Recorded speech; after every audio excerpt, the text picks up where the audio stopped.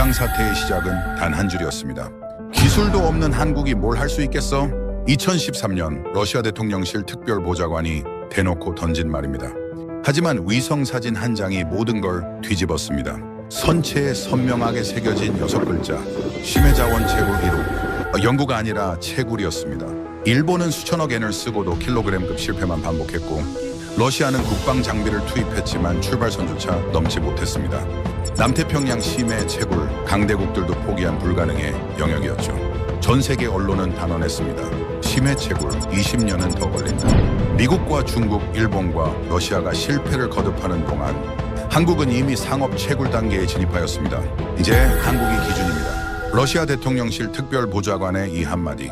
그러자 유럽 배터리 기업들이 계약서를 들고 줄을 섰습니다. 모두가 불가능이라 여겼던 남태평양 심해로 첫 발을 디딘 대한민국. 그 선택이 해양 영토를 넓히고 전 세계 에너지 공급망을 바꿔놓은 충격적 사연. 그 믿기 힘든 이야기를 지금 바로 공개합니다. 그 전에 좋아요, 엄지버튼 부탁드려요. 지금 보고 계신 지역과 한국 최고라고 댓글에 달아주시면 이 영상 제작에 큰 힘이 됩니다. 그럼 오늘의 사연 시작하겠습니다. 저는 러시아 대통령실 극동문제 특별보좌관 이리나 바실리에바입니다. 비록 40대 초반의 여성이지만 러시아의 극동 지역인 중국 동북 지역과 일본, 그리고 북한과 한국 등의 동향과 자원 문제에 깊숙이 관여하여 바쁜 나날들을 보내고 있습니다. 저는 그날도 일본 측 관료들과 회의 테이블에 앉아 있었습니다. 도쿄 시내가 내려다 보이는 21층 회의실이었죠. 창밖으로 보이는 빌딩 숲이 반짝거리는 오후였고 테이블 위엔 따뜻한 녹차 향이 은은하게 퍼져 있었습니다. 이리나 보좌관, 한국은 결국 기술이 없지 않습니까? 일본 자원외교국장 나카무라가 느긋하게 웃으며 말했어요. 50대 후반의 그는 언제나 그런 식이었습니다. 한국을 이야기할 때면 묘하게 여유로운 미소를 지었죠. 저도 그 분위기에 자연스럽게 동조했습니다. 그렇죠. 기술력보다는 이미지 메이킹에 더 집중하는 것 같던데요.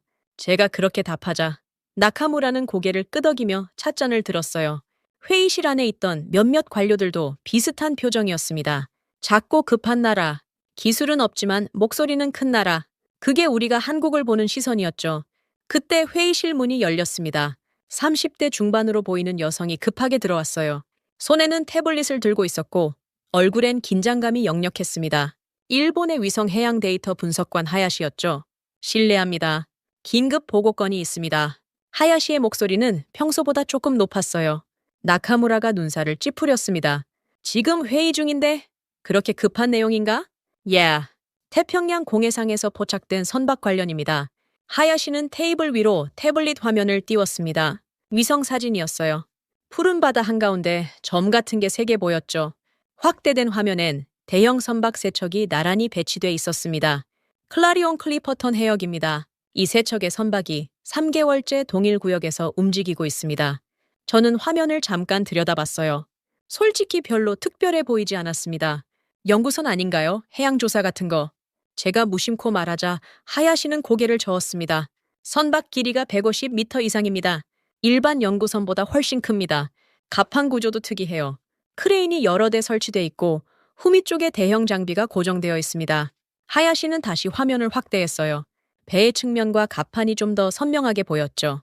확실히 일반적인 연구선과는 달라 보였습니다. 하지만 그게 뭐가 대수인지 저는 이해하지 못했어요. 그래서 그게 뭐가 문제인데? 나카무라가 짜증 섞인 목소리로 물었습니다. 하야시는 잠시 망설이다가 조심스럽게 말했어요. 선박의 국적을 확인했습니다. 한국입니다. 순간 회의실이 조용해졌습니다. 저는 하야시를 다시 쳐다봤죠. 한국? 한국이 저런 대형 선박을 태평양 한가운데? 한국이 태평양에서 뭘 하는 거야? 제 목소리엔 의아함보다는 가벼운 비웃음이 섞여 있었습니다. 하야시는 태블릿을 내려놓지 않고 말을 이었어요. 그게 항적 패턴이 이상합니다. 3척이 각자 다른 구역을 맡아서 체계적으로 움직이고 있어요. 마치 구역을 나눠서 작업하는 것처럼 보입니다. 작업이라니 무슨 작업? 나카무라가 날카롭게 물었습니다. 하야시는 입술을 깨물었어요. 확실하진 않지만 심해 탐사일 가능성이 높습니다. 저는 그 말을 듣고 웃음이 나왔습니다. 심해 탐사? 한국이? 농담 같았어요. 그냥 이미지 작업 아닐까요? 한국은 원래 그런 거 좋아하잖아요. 뭔가 대단해 보이게 만드는 거. 제가 그렇게 말하자 회의실 안 몇몇이 고개를 끄덕였습니다. 나카무라도 찻잔을 들며 느긋하게 말했죠. 괜한 소란 피우지 마. 한국이 뭘 할 수 있겠어. 그냥 연구선 돌리는 거겠지. 우리가 신경 쓸 일 아니야. 하야시는 뭔가 더 말하고 싶은 표정이었지만 결국 입을 다물었어요. 그녀는 태블릿을 가슴에 안고 고개를 숙인 채 회의실을 나갔습니다. 문이 닫히자 회의실엔 다시 편안한 분위기가 흘렀죠. 요즘 젊은 친구들은 뭘 보면 너무 예민하게 구는 것 같아. 나카무라가 웃으며 말했고 저도 따라 웃었습니다. 한국의 선박세척, 그게 뭐가 중요하겠어요. 그냥 바다에 배 띄워놓고 뭔가 하는 척하는 거겠죠. 저는 창밖을 바라봤습니다. 도쿄의 빌딩들이 석양빛에 물들고 있었어요. 저 멀리 바다가 희미하게 보였죠. 태평양 어딘가에 한국 배가 있다는 게 참 우스웠습니다. 회의는 다른 주제로 넘어갔어요. 러시아의 극동 개발 계획, 일본과의 자원 협력 방안 같은 것들이었죠. 한국 이야기는 그렇게 가볍게 묻혔습니다. 하지만 그날 저녁 호텔 방으로 돌아왔을 때 왠지 마음 한구석이 묘했어요. 하야시의 긴장한 얼굴이 자꾸 떠올랐습니다. 그녀가 보여준 위성 사진 속 배들, 150m가 넘는 선박이라는 말, 크레인과 장비들. 저는 노트북을 열어 간단히 검색해 봤습니다. 한국의 해양자원 탐사, 심해 채굴 기술, 몇 가지 기사가 나왔지만 대부분 계획 단계거나 연구 중이라는 내용이었어요. 역시 그냥 연구인가 보네. 저는 노트북을 덮고 침대에 누웠습니다. 한국은 작은 나라예요. 자원도 없고 기술도 부족하고 늘 남들 눈치 보며 살아가는 나라. 그게 제가 알던 한국이었죠. 그런데 왜인지 잠이 잘 오지 않았습니다. 하야시가 마지막으로 했던 말이 귓가에 맴돌았어요. 3개월째 동일 구역에서 3개월이면 짧지 않은 시간이었죠. 단순한 이미지 작업치고는 너무 길었습니다. 하지만 저는 그 생각을 머리에서 밀어냈어요. 뭐 대수겠어. 저는 눈을 감았습니다. 내일이면 모스크바로 돌아가야 했고 크렘린에 보고할 내용도 정리해야 했으니까요.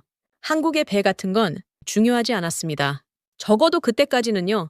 모스크바로 돌아온 지 사흘째 되던 날이었습니다. 크렘린 집무실 복도는 언제나처럼 고요했어요.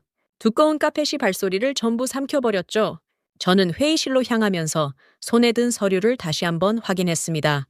일본 출장 보고서였어요. 별다른 내용은 없었습니다. 그냥 일상적인 협력 논의 정도.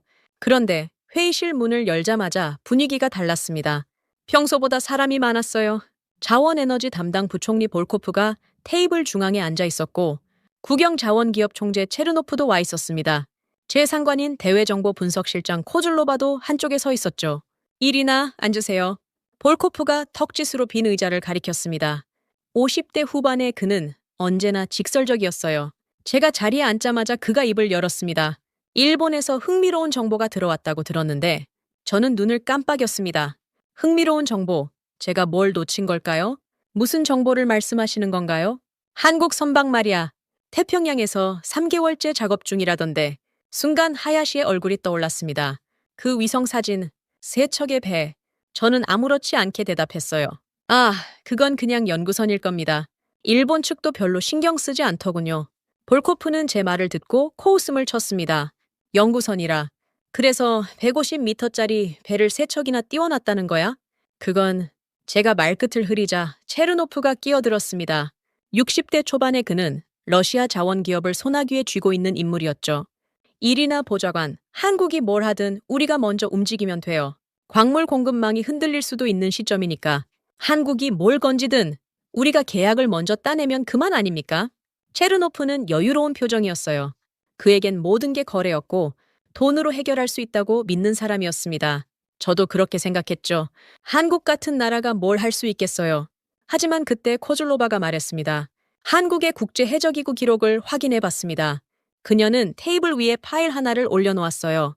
두껍지 않았지만 뭔가 단단해 보이는 느낌이었습니다.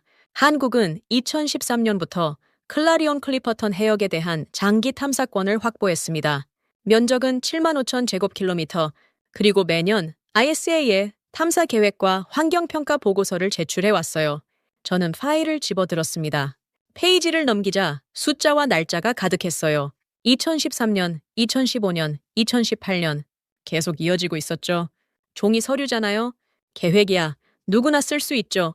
제가 그렇게 말하자 코즐로바는 눈빛 하나 변하지 않고 대답했습니다. 계획만 쓴 게 아닙니다. 매년 현장 데이터를 제출했어요.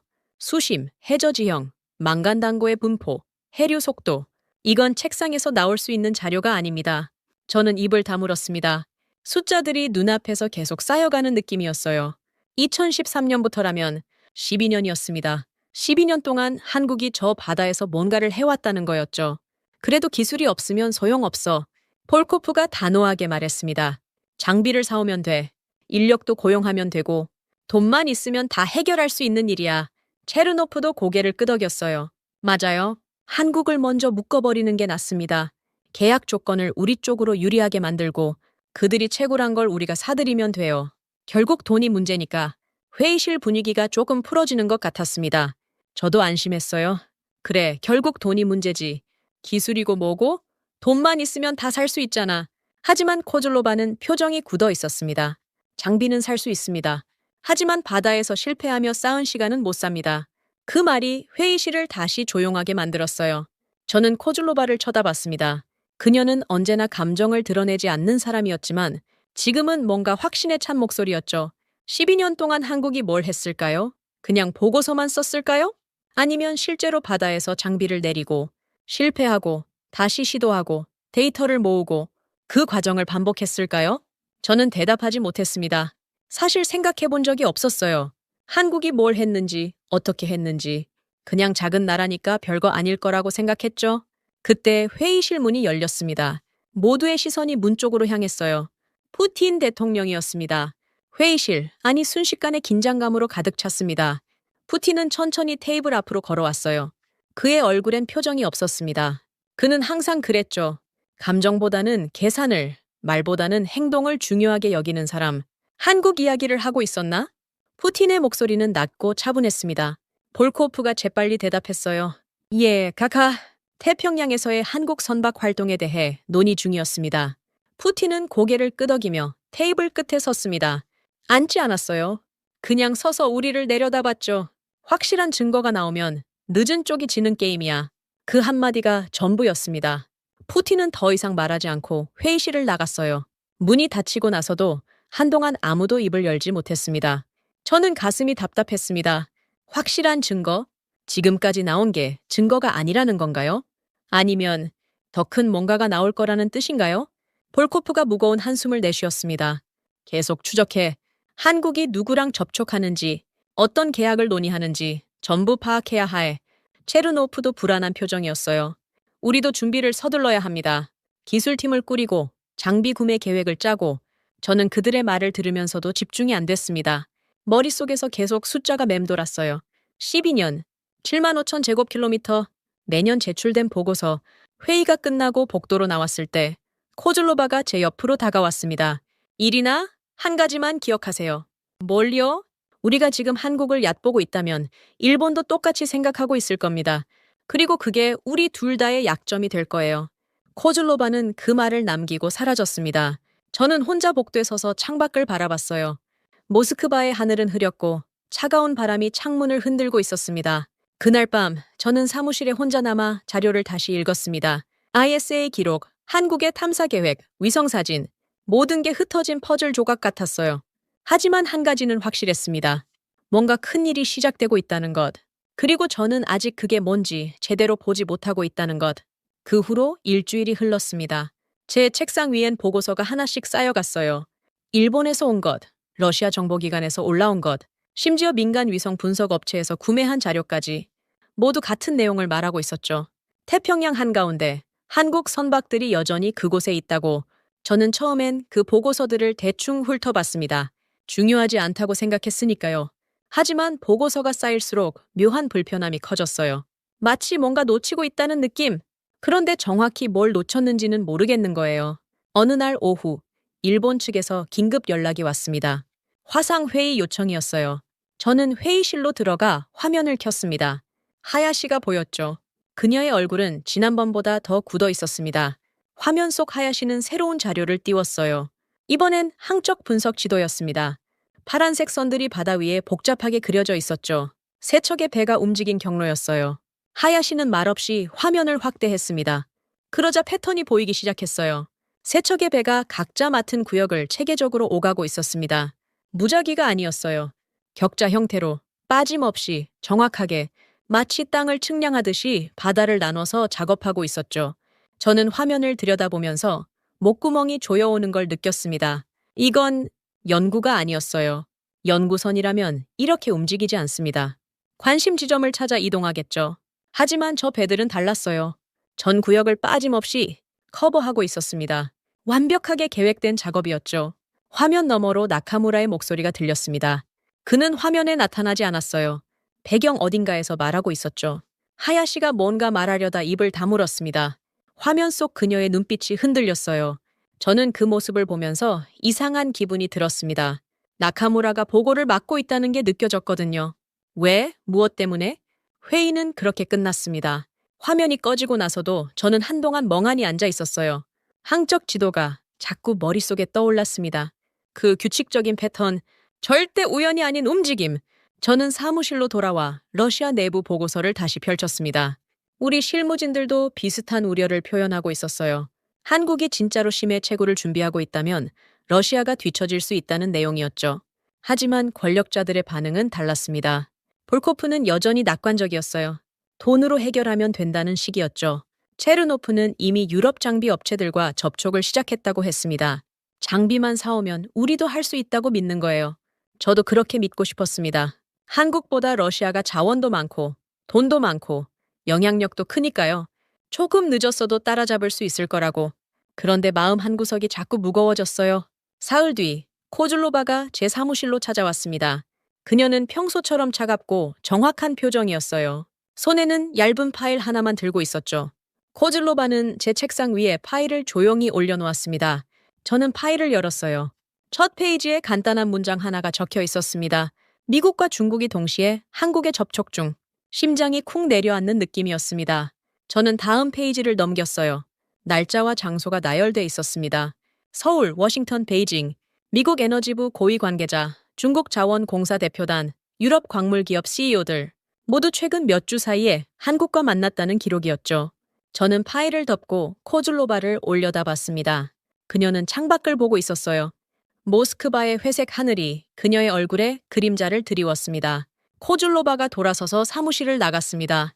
문이 닫히는 소리가 유난히 크게 들렸어요. 저는 혼자 남아 파일을 다시 펼쳤습니다. 미국과 중국, 세계에서 가장 큰 두 경제 대국이 동시에 움직이고 있었습니다. 그것도 한국을 향해서. 왜? 대체 한국이 뭘 가졌길래? 저는 컴퓨터를 켜고 최근 글로벌 시장 동향을 검색했습니다. AI 반도체 수요 폭증, 전기차 배터리 생산 급증, 데이터 센터 확대, 모든 기사가 같은 걸 말하고 있었어요. 코발트와 니켈이 부족하다고, 기존 광산만으로는 수요를 감당할 수 없다고, 그제야 퍼즐이 맞춰지기 시작했습니다. 세계가 바뀌고 있었어요. 새로운 산업이 폭발적으로 성장하면서 원자재 공급망이 흔들리고 있었던 거죠. 그리고 모두가 새로운 공급처를 찾고 있었습니다. 심해로 눈을 돌린 거예요. 저는 의자에 깊이 기댔습니다. 갑자기 모든 게 다르게 보이기 시작했어요. 태평양의 한국 선박들, 12년간의 탐사 기록, 체계적인 항적 패턴, 이건 단순한 연구가 아니었습니다. 한국은 이미 준비를 끝낸 거였어요. 그리고 우리는? 러시아는 지금 뭘 하고 있죠? 장비를 사겠다고, 돈으로 해결하겠다고 떠들고 있었습니다. 하지만 바다는 돈만으로 정복할 수 있는 곳이 아니었어요. 저는 창밖을 바라봤습니다. 해가 지고 있었죠.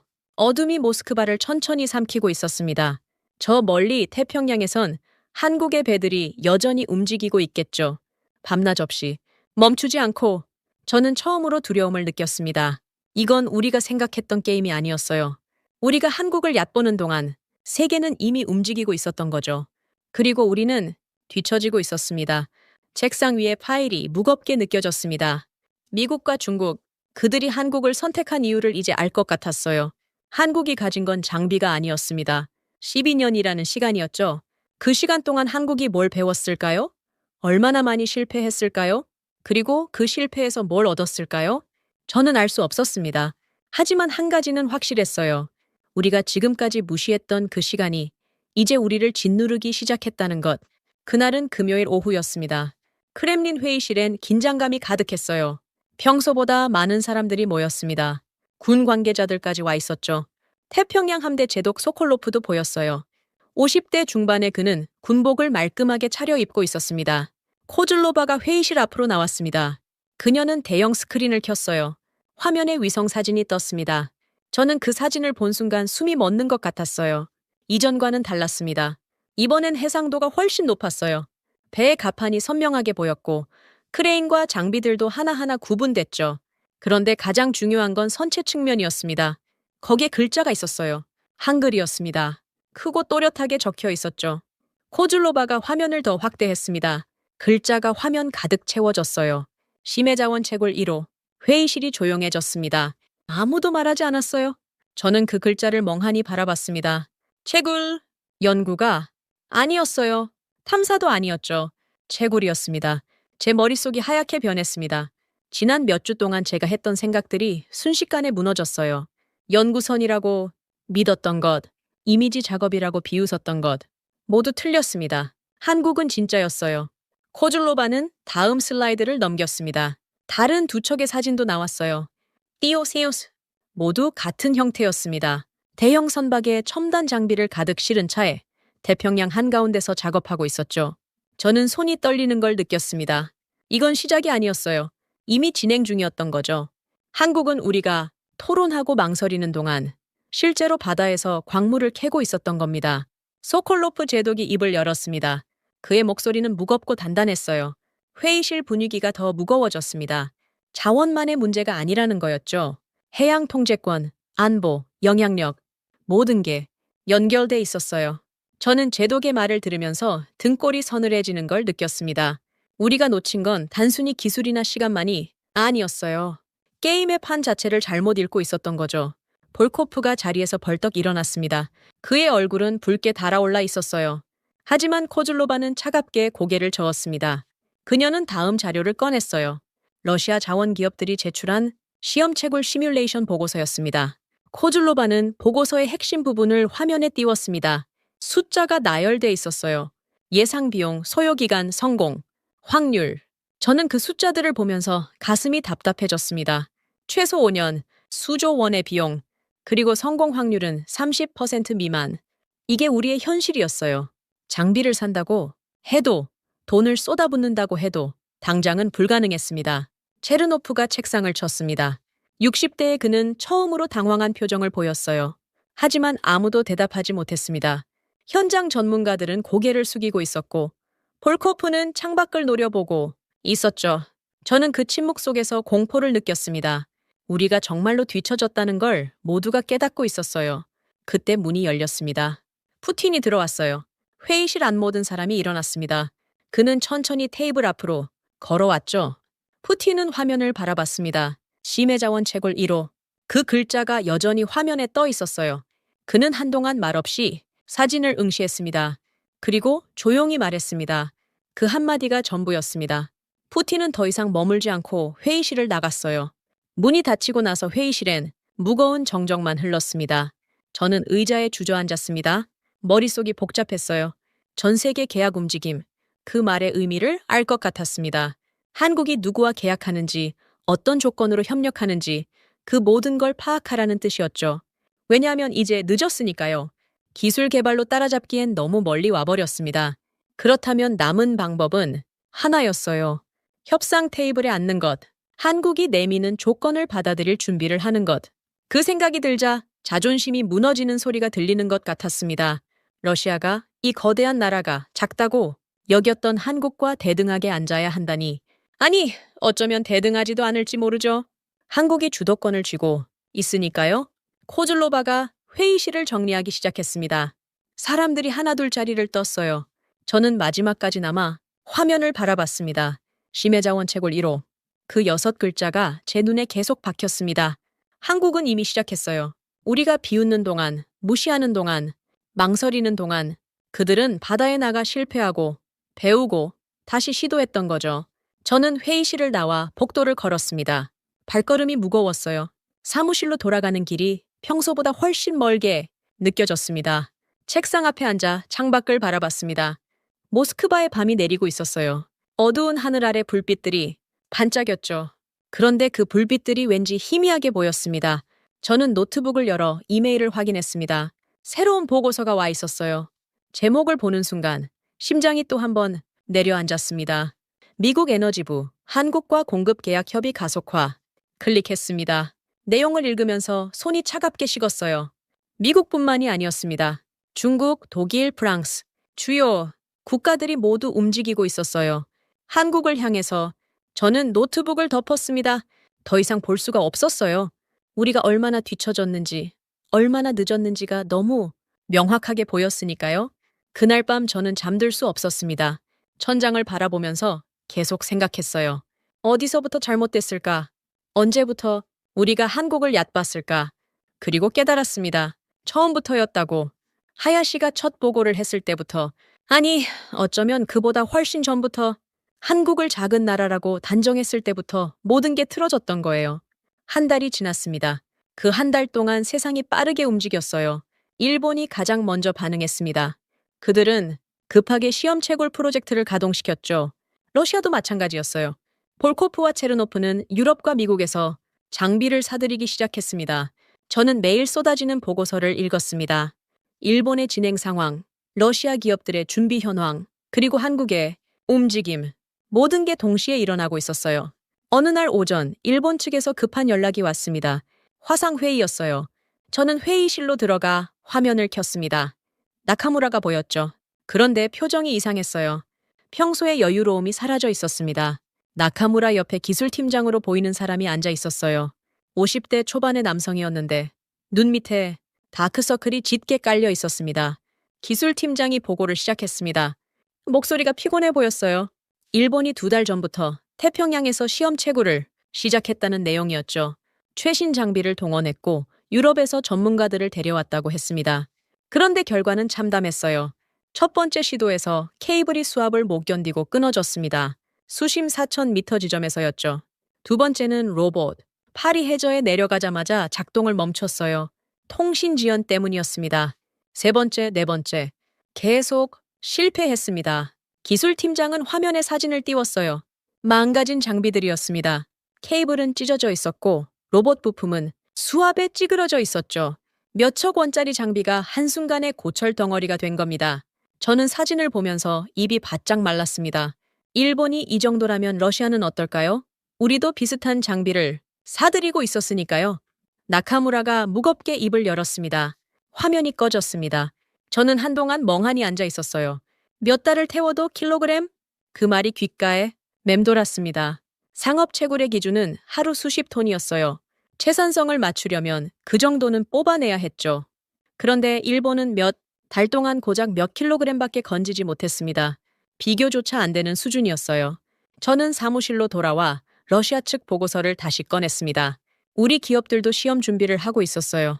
체르노프는 자신만만했죠. 최고급 장비를 샀다고, 최고의 전문가들을 고용했다고 자랑했습니다. 하지만 현장 실무진들의 보고는 달랐어요. 보고서를 한 장씩 넘기면서 저는 점점 불안해졌습니다. 수압 계산이 이론과 다름, 현장 데이터 필요, 해류 속도 예측 실패, 장비 배치 지연, 통신 시스템 오류 반복, 원인 파악 중, 로봇 제어 실시간 조정 불가, 노하우 부족, 모든 보고서가 같은 결론을 내리고 있었습니다. 장비는 있지만 쓸 줄을 모른다고, 데이터가 없다고, 경험이 없다고. 며칠 후 크렘린 회의가 다시 열렸습니다. 이번엔 공급망 분석관 오를로프가 발표를 맡았어요. 30대 후반에 그는 말수가 적었지만 할 때는 정확하게 핵심을 찔렀습니다. 오를로프는 비교표를 화면에 띄웠어요. 한쪽엔 러시아와 일본의 현황, 다른 쪽엔 한국의 추정치가 나열돼 있었습니다. 우리 쪽은 빨간색이었어요.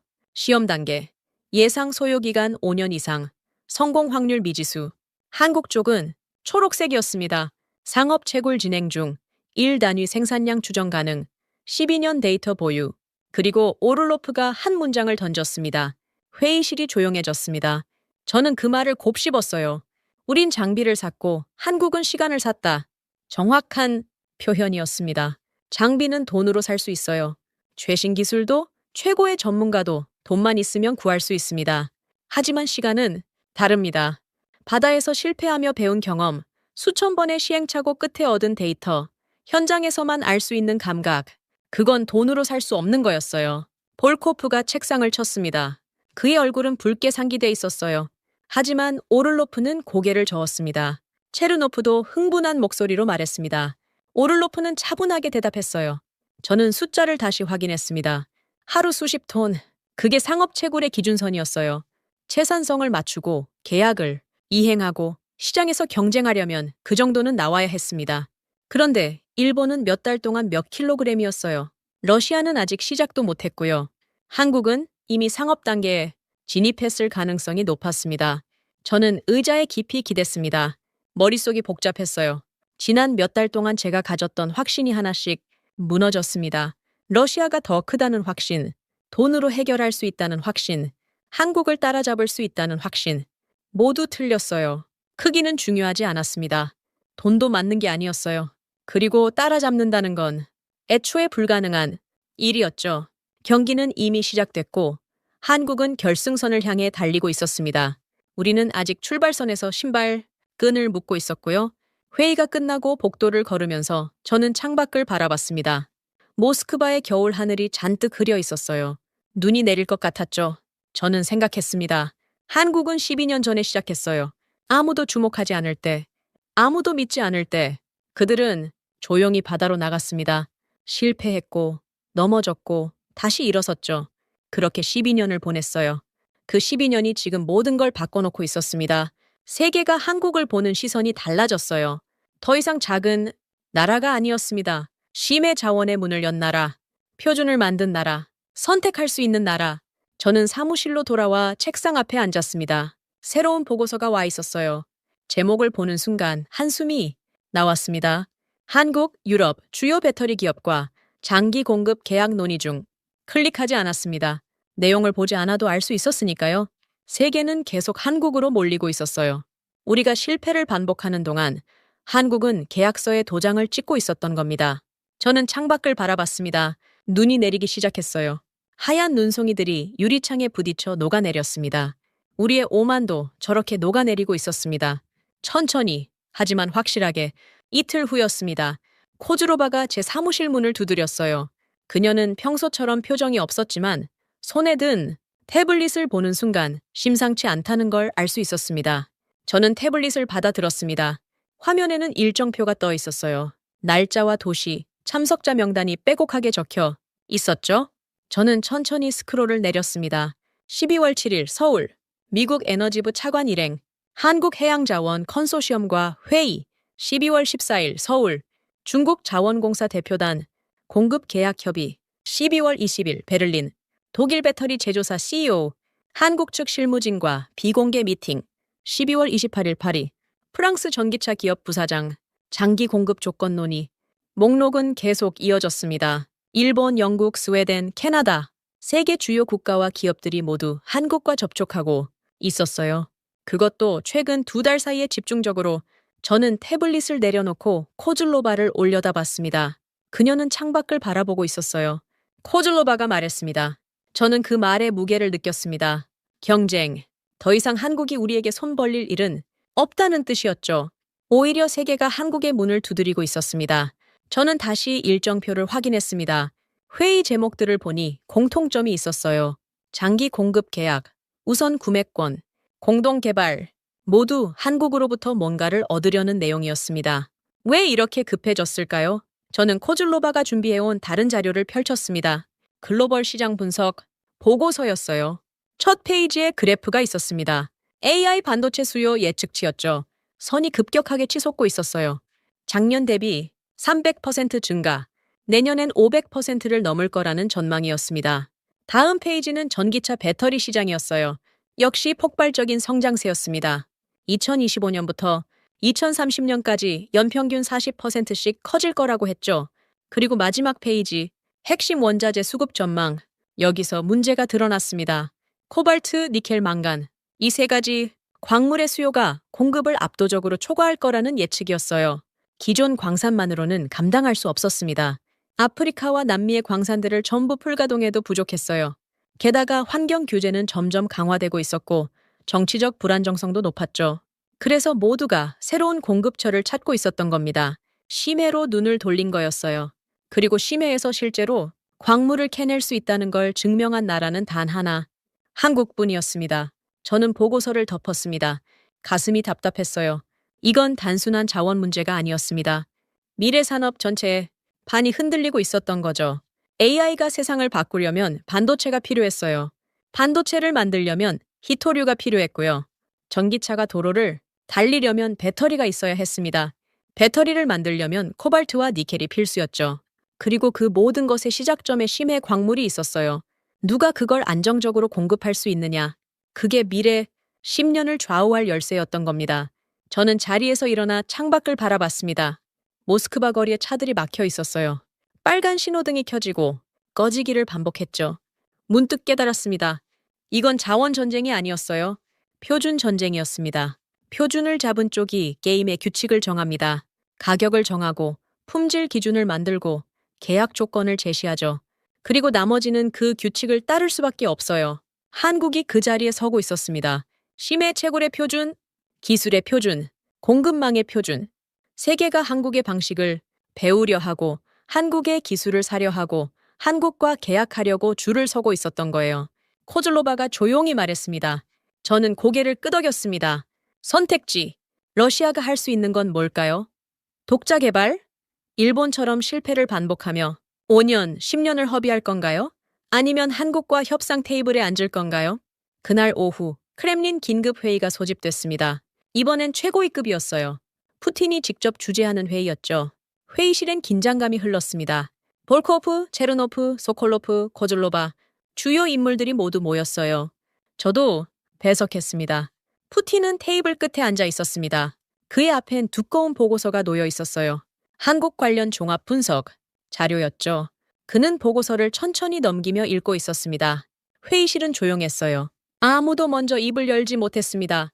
푸틴이 페이지를 넘기는 소리만 들렸죠. 10분쯤 지났을까요? 푸틴이 보고서를 덮었습니다. 그리고 우리를 둘러봤어요. 그의 눈빛은 날카로웠습니다. 그 한 문장이 회의실을 얼어붙게 만들었습니다. 러시아의 선택지. 그게 뭘까요? 우리가 할 수 있는 건 뭐죠? 코즐로바가 먼저 보고를 시작했습니다. 독자 개발 시 예상 소요기간, 비용 성공 확률, 한국과의 협력 시어들, 수 있는 것들과 양보해야 할 것들, 방관할 경우 러시아가 잃게 될 것들, 모든 선택지엔 대가가 있었습니다. 독자 개발은 시간과 돈을 쏟아부어야 했어요. 협력은 자존심을 굽혀야 했죠. 방관은 미래를 포기하는 거였고요. 푸틴은 말없이 듣고 있었습니다. 그의 표정에선 아무것도 읽을 수 없었어요. 코즐로바의 보고가 끝나자 볼코프가 입을 열었습니다. 체르노프도 거들었어요. 하지만 소콜로프는 고개를 저었습니다. 회의실이 다시 조용해졌습니다. 각자의 입장이 엇갈리고 있었어요. 자존심을 지킬 것인가, 현실을 받아들일 것인가. 푸틴이 천천히 일어났습니다. 그는 창가로 걸어가 모스크바 시내를 내려다봤어요. 한참 동안 말이 없었습니다. 그리고 돌아서서 말했습니다. 푸틴은 더 이상 말하지 않고 회의실을 나갔습니다. 문이 닫히고 나서 저는 깊은 한숨을 내쉬었어요. 일주일 안에 러시아의 미래를 결정해야 했습니다. 한국과 어떤 관계를 맺을 것인지, 어떤 조건으로 협상할 것인지, 우리가 지킬 것과 양보할 것을 정해야 했죠. 저는 회의실을 나와 복도를 걸었습니다. 발걸음이 무거웠어요. 세계가 한국으로 몰리고 있었습니다. 우리도 그 흐름을 거스를 수 없었죠. 사무실로 돌아와 의자에 앉았습니다. 책상 위엔 새로운 메일이 와 있었어요. 제목을 보는 순간 쓴 웃음이 나왔습니다. 한국 심해 채굴 기술 국제 표준화 작업 착수. 클릭했습니다. 내용을 읽으면서 고개를 끄덕였어요. 한국은 이미 다음 단계로 가고 있었습니다. 표준을 만드는 단계, 규칙을 쓰는 단계, 우리가 협상 조건을 고민하는 동안 한국은 게임의 룰북을 쓰고 있었던 거예요. 저는 창밖을 바라봤습니다. 해가 지고 있었어요. 붉은 노을이 모스크바를 물들이고 있었죠. 아름다운 석양이었지만 왠지 슬퍼 보였습니다. 지는 해를 보는 것 같았어요. 러시아의 오만이 지고 새로운 현실이 떠오르고 있었습니다. 그날 저녁이었습니다. 모스크바 시각으로 밤 8시쯤이었죠. 저는 사무실에서 보고서를 정리하고 있었어요. 푸틴이 요구한 일주일 중 사흘이 지난 시점이었습니다. 선택지를 정리하느라 머리가 복잡했죠. 그때 휴대폰이 울렸습니다. 코즐로바였어요. 밤늦은 시간에 그녀가 전화하는 건 흔한 일이 아니었습니다. 전화를 받자마자 코즐로바의 목소리가 들렸어요. 평소보다 조금 빨랐습니다. 저는 노트북을 열어 일본 뉴스 사이트에 접속했습니다. 메인 화면에 빨간 띠가 떠 있었어요. 속보였죠. 제목을 보는 순간 심장이 쿵 내려앉았습니다. 한국의 심해 채굴, 일본 정부는 왜 침묵했나 타카하시 레이나 특집. 저는 재생 버튼을 눌렀습니다. 화면에 40대 중반의 여성 앵커가 나타났어요. 타카하시 레이나? 일본에서 가장 영향력 있는 시사 프로그램 진행자였죠. 그녀는 날카로운 눈빛으로 카메라를 응시하고 있었습니다. 방송이 시작됐습니다. 타카하시는 천천히, 하지만 단호하게 말했어요. 한국이 12년 전부터 태평양에서 심해 채굴을 준비해왔다는 것, 일본 정부가 그 사실을 알고도 방치했다는 것, 그리고 지금 세계가 한국으로 몰리고 있다는 것. 화면엔 위성 사진들이 나왔습니다. 심해 자원 채굴 1호, 2호, 3호. 선명한 사진들이었어요. 그리고 항적 지도도 공개됐죠. 12년간의 움직임을 시간순으로 보여주는 애니메이션이었습니다. 저는 화면을 멍하니 바라봤습니다. 이건 완전히 공개된 거였어요. 더 이상 숨길 수 없었습니다. 일본 국민들이 모두 보고 있었고 곧 전 세계가 알게 될 거였죠. 타카하시는 일본 관료들의 대응을 신랄하게 비판했습니다. 초기 경고를 무시했다는 것, 보고서를 묵살했다는 것, 책임을 회피하며 시간을 허비했다는 것. 그녀의 목소리는 차갑고 날카로웠어요. 방송은 30분 동안 이어졌습니다. 전문가 인터뷰, 데이터 분석, 국제 비교. 모든 게 철저하게 준비된 내용이었어요. 이건 즉흥적인 보도가 아니었습니다. 오래 준비한 폭로였죠. 방송이 끝나자마자 일본 인터넷이 폭발했습니다. 저는 실시간 반응을 확인했어요. 댓글이 초 단위로 쏟아지고 있었습니다. 분노, 충격, 당혹감. 일본 국민들이 들끓고 있었어요. 그리고 1시간 후 도쿄 증시 선물 시장이 반응하기 시작했습니다. 일본 자원 관련 기업들의 주가가 곤두박질 쳤어요. 반대로 한국 기업들은 급등했죠. 시장은 거짓말을 하지 않았습니다. 저는 전화기를 들었습니다. 일본 측에 연락해야 했어요. 화상 연결이 됐고 화면에 나카무라가 나타났습니다. 그런데 그의 모습이 충격적이었어요. 평소의 여유로움은 온데간데 없었습니다. 얼굴은 창백했고 이맨 땀이 맺혀 있었어요. 눈 밑엔 다크서클이 짙게 깔려 있었죠. 그는 넥타이를 풀어헤친 채 의자에 축 늘어져 있었습니다. 나카무라는 힘없이 웃었어요. 자조적인 웃음이었습니다. 그의 뒤로 사람들이 분주하게 오가는 게 보였어요. 회의실이 아수라장이 된 것 같았습니다. 화면이 흔들렸습니다. 누군가 나카무라를 부르는 소리가 들렸어요. 그는 고개도 돌리지 않았습니다. 연결이 끊어졌습니다. 저는 화면을 바라보며 한숨을 내쉬었어요. 일본이 무너지고 있었습니다. 정부 내부에서 책임 공방이 시작된 거였죠. 누가 먼저 알았는지, 왜 보고하지 않았는지, 왜 대응하지 않았는지 서로를 탓하며 무너지고 있었어요. 다음 날 아침 크렘린 긴급 회의가 소집됐습니다. 모두가 타카하시의 방송을 봤어요. 회의실 분위기는 무거웠습니다. 볼코프가 먼저 입을 열었습니다. 그의 목소리엔 초조함이 묻어 있었어요. 체르노프도 동의했습니다. 하지만 그의 얼굴엔 자신감이 없었어요. 소콜로프는 다른 관점을 제시했습니다. 회의실이 조용해졌습니다. 모두가 현실을 마주하고 있었어요. 더 이상 회피할 수 없었습니다. 세계가 알게 됐으니까요. 저는 처음으로 입을 열었습니다. 지난 몇 주 동안 쌓인 감정이 터져 나왔어요. 회의실이 조용해졌습니다. 제 말이 끝나자 아무도 반박하지 않았어요. 모두 알고 있었으니까요. 제가 말한 게 진실이라는 걸. 우리는 한국을 작다고 생각했습니다. 기술이 없다고 믿었어요. 곧 손 벌릴 거라고 예상했죠. 그 착각이 우리를 여기까지 끌고 온 겁니다. 한국이 12년 동안 준비하는 동안 우리는 비웃고 있었어요. 코줄로바가 새로운 자료를 화면에 띄웠습니다. 방송 이후 글로벌 반응이었어요. 미국, 유럽, 중국 모두가 움직이고 있었습니다. 한국과의 계약을 서두르고 협력 조건을 논의하고 투자 계획을 발표하고 있었죠. 시장도 반응했습니다. 심해 채굴 관련 기업들의 주가가 요동쳤어요. 한국 기업들은 급등했고 일본과 러시아 기업들은 하락했습니다. 투자자들은 정직했어요. 승자와 패자를 명확히 구분했죠. 그때 문이 열렸습니다. 푸틴이었어요. 우리는 모두 일어났습니다. 그는 천천히 테이블 앞으로 걸어왔죠. 푸틴은 앉지 않고 서서 우리를 내려다봤습니다. 그의 얼굴엔 표정이 없었어요. 하지만 눈빛은 달랐습니다. 결심한 사람의 눈빛이었죠. 그 한마디가 전부였습니다. 우리가 지킬 선과 협력 가능한 조건, 두 가지를 동시에 준비하라는 뜻이었어요. 항복이 아니라 전략적 선택을 하라는 거였죠. 푸틴은 다시 문 쪽으로 걸어갔습니다. 문 앞에서 잠시 멈추더니 뒤돌아봤어요. 그리고 나갔습니다. 문이 닫히고 나서 회의실엔 긴 침묵이 흘렀어요. 저는 창밖을 바라봤습니다. 모스크바의 하늘은 흐렸지만 어딘가에선 태양이 떠오르고 있었어요. 한국에선 아마 아침이겠죠. 그들은 새로운 하루를 시작하고 있을 겁니다. 우리는 이제야 현실을 마주하기 시작했습니다. 저는 노트북을 열어 서울행 항공편을 검색했습니다. 협상 테이블에 앉을 준비를 해야 했어요. 이번엔 우리가 먼저 손을 내밀어야 했습니다. 화면에 항공편 목록이 떴습니다.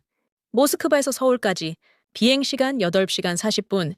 그 시간 동안 저는 무슨 생각을 하게 될까요? 아마도 지난 시간을 돌아보겠죠. 하야시의 첫 보고를 무시했던 순간, 한국을 비웃었던 회의들, 장비만 사면 된다고 믿었던 오만함, 그 모든 순간이 우리를 이 자리로 끌고 왔습니다. 협상 테이블에 앉아야 하는 자리, 조건을 듣는 자리, 더 이상 선택권이 많지 않은 자리. 저는 예약 버튼을 눌렀습니다. 사흘 후 서울행 비행기. 이제 준비해야 했어요. 러시아의 자존심과 현실 사이에서 길을 찾아야 했습니다. 쉽지 않을 거예요. 하지만 해야 했습니다. 늦었지만 지금이라도 시작해야 했으니까요. 사흘 후 저는 인천공항에 내렸습니다. 8시간 40분의 비행 끝에 도착한 서울은 모스크바와 완전히 달랐어요. 공항은 밝았고 사람들은 빠르게 움직였죠. 모든 게 살아있는 것처럼 느껴졌습니다. 협상 장소는 서울 강남의 한 호텔이었어요. 30층 회의실이었죠. 창밖으론 서울 시내가 한눈에 내려다 보였습니다. 높은 빌딩들이 빼곡히 들어서 있었고 그 사이로 한강이 흐르고 있었어요. 저는 회의실에 들어서면서 긴장했습니다. 테이블 반대편엔 이미 한국 측 인사들이 앉아 있었어요. C 명이었습니다. 가운데 앉은 40대 중반의 남성이 먼저 일어났어요. 정도현, 해양자원 컨소시엄 실무총괄이었죠. 그는 정장을 단정하게 입고 있었고 표정은 침착했습니다. 여유가 아니라 준비된 사람의 침착함이었어요. 그 옆엔 30대 후반의 여성이 앉아 있었습니다. 윤세진, 심해 로봇과 AI 제어를 담당하는 기술 책임자였죠. 그녀는 노트북을 펼쳐놓고 있었어요. 화면엔 복잡한 데이터가 가득했습니다. 마지막으로 40대 후반의 남성, 박민재, 산업자원정책 고문이었어요. 그는 조용히 앉아 있었지만 눈빛은 날카로웠습니다. 저는 러시아 협상단과 함께 자리에 앉았습니다.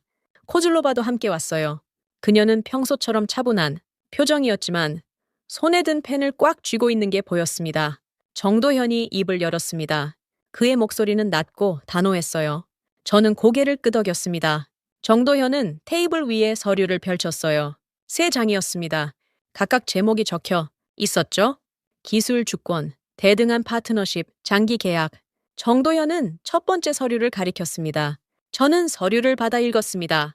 내용은 명확했어요. 한국이 개발한 기술과 노하우는 한국의 소유라는 것. 협력은 하되 기술 이전이나 강제 공개는 없다는 것. 특허와 지적재산권은 철저히 보호된다는 것. 이건 예상했던 거였습니다. 하지만 실제로 문서로 보니 다르게 느껴졌어요. 한국이 더 이상 기술을 국어라는 위치가 아니라는 걸 확인하는 순간이었으니까요. 정도현은 두 번째 서류를 넘겼습니다. 이 부분이 더 쓰라렸습니다. 대등한 파트너, 일방적인 요구나 압박은 받지 않는다는 뜻이었어요. 계약, 조건도 가격도 물량도 협의해서 정한다는 거였죠. 한국이 약자가 아니라 동등한 협상 상대라는 선언이었습니다. 저는 서류를 내려놓고 창밖을 바라봤습니다. 한강이 햇빛에 반짝이고 있었어요. 이 아름다운 풍경이었지만 제 마음은 복잡했습니다. 세 번째 서류는 장기 계약이었습니다. 최소 10년, 단기 계약이나 일회성 거래는 고려하지 않는다는 내용이었어요. 안정적인 공급을 보장하는 대신 장기적인 신뢰 관계를 원한다는 거였죠. 정도현은 서류를 정리하며 말했습니다. 그 말이 회의실에 울렸습니다. 저는 아무 말도 할 수 없었어요. 굴복을 요구하지 않는다.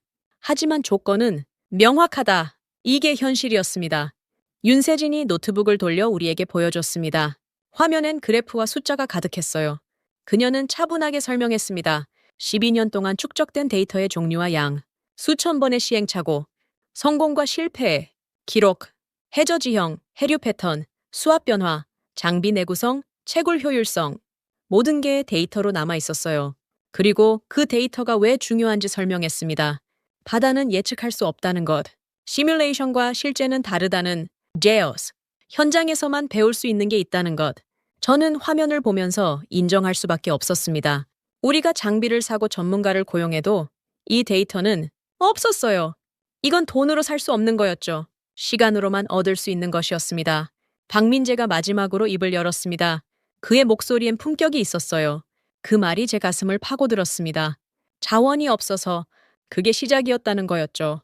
한국엔 석유도 없고 광물도 없었습니다. 그래서 바다로 나간 거예요. 다른 선택지가 없었으니까요. 박민재는 계속 말했습니다. 한국이 12년 전에 시작한 이유, 세계가 비웃을 때도 멈추지 않은 이유, 실패해도 다시 일어선 이유, 모두 간절했기 때문이라고.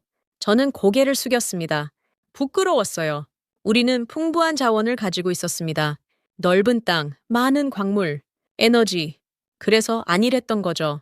준비하지 않았어요. 새로운 가능성을 찾지 않았습니다. 한국은 달랐어요. 없었기 때문에 찾았고, 급했기 때문에 빨랐고, 간절했기 때문에 포기하지 않았던 겁니다. 회의실이 조용했습니다. 한국 측은 더 이상 말하지 않았어요. 이미 할 말은 다 했으니까요. 이제 우리 차례였습니다. 받아들일 것인가, 거부할 것인가. 저는 코즐로바를 쳐다봤습니다. 그녀는 작게 고개를 끄덕였어요. 우리가 논의했던 결론이었습니다. 자존심을 굽히더라도 현실을 받아들여야 한다고. 저는 정도현을 바라봤습니다. 정도현은 고개를 끄덕였어요. 그의 표칭엔 승리의 기쁨이 없었습니다. 오히려 진지했죠. 이건 게임이 아니라 미래를 위한 선택이라는 걸 그도 알고 있었던 거예요. 협상은 그렇게 시작됐습니다. 구체적인 조건들을 하나씩 논의했어요. 공급 물량, 가격 구조, 계약 기간, 협력, 범위, 모든 게 세밀하게 조율됐습니다. 시간이 흘렀습니다. 해가 기울고 서울의 불빛이 하나둘 켜지기 시작했어요. 회의실 창밖으로 야경이 펼쳐졌습니다. 아름다웠어요.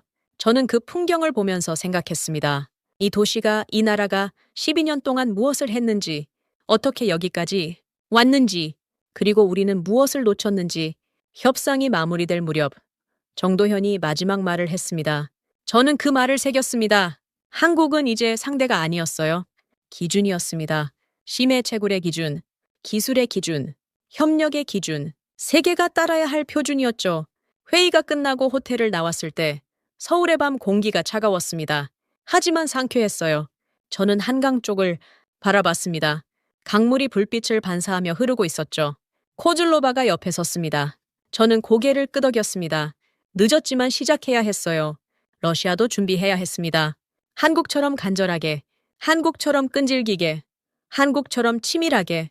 우리에겐 자원이 있었습니다. 하지만 한국에게 배워야 할 게 있었어요. 자원이 없을 때의 간절함, 뒤처질 수 없다는 절박함, 그리고 준비하는 자의 힘. 저는 서울의 밤을 바라보며 다짐했습니다. 돌아가면 보고서를 쓰겠다고. 한국이 어떻게 여기까지 왔는지, 우리가 무엇을 배워야 하는지, 러시아가 어떻게 시작해야 하는지. 오만은 끝났습니다. 이제 배워야 할 시간이었어요. 자원이 많다는 것만으론 충분하지 않다는 것. 준비하지 않은 나라는 결국 무너진다는 것. 한국이 그걸 증명했습니다. 저는 택시를 잡아 탔습니다. 호텔로 돌아가는 길, 창밖으로 서울의 야경이 스쳐 지나갔어요. 불빛들이 반짝였습니다. 각자의 자리에서 빛나고 있었죠. 한국도 그랬습니다. 작다고 무시당했지만 묵묵히 준비했어요. 비웃음을 받았지만 멈추지 않았습니다. 그리고 지금 세계가 인정하는 기준이 됐죠.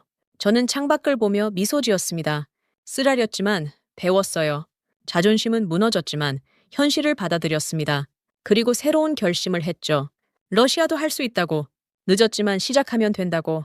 한국이 12년 걸렸다면 우리도 그만큼 투자하면 된다고. 택시가 호텔 앞에 멈췄습니다. 저는 내려서 밤하늘을 올려다봤어요. 별이 보였습니다. 도시의 불빛 사이로 희미하게 빛나고 있었죠. 저 별빛처럼 우리도 다시 빛날 수 있을 거예요. 준비한다면, 포기하지 않는다면, 한국에게 배운다면. 저는 호텔로 들어갔습니다. 내일이면 모스크바로 돌아가야 했어요. 그리고 새로운 시작을 알려야 했습니다. 자원이 없는 나라가 무너지는 게 아니라 준비하지 않은 나라가 무너진다는 것. 한국이 12년 동안 조용히 증명한 그 진실을. 이제 러시아의 차례였습니다. 늦었지만 지금부터라도 시작해야 했어요. 세계는 기다려주지 않으니까요. 지금까지 긴 이야기 들어주셔서 고맙습니다. 이 이야기가 감동적이었다면 좋아요와 구독 부탁드려요. 그리고 더 많은 사람들이 한국에 진정한 힘을 알 수 있도록 공유해 주세요. 여러분의 작은 공유 하나가 한국의 문화력과 교육의 힘을 알리고 우리나라의 진정한 위상을 세계에 알리는 큰 힘이 됩니다. 감사합니다.